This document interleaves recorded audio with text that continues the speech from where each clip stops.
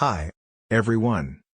In this lesson, we are going to learn the verb to be and how to use it in the present. Okay. The verb to be has three forms in the present: am, is, and are. It is easy and simple to use these verbs. Let us begin. Am is used with I. For example, I am a doctor. Are is used with you, we, they. For example, you are my friend. We are at home.